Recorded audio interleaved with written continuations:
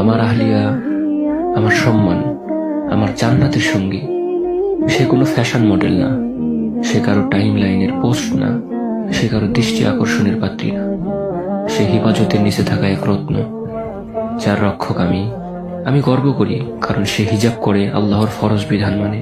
সে পর্দায় থাকে কারণ সে জানে তার সৌন্দর্য আমার জন্য, অন্য কারো জন্য না।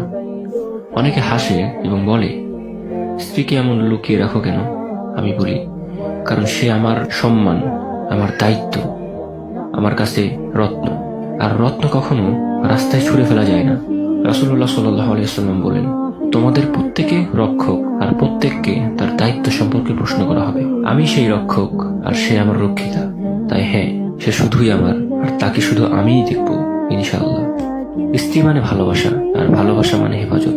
সে যদি আল্লাহর জন্য পর্দা করে, আমি কেন তাকে নিরাপত্তা দেব না?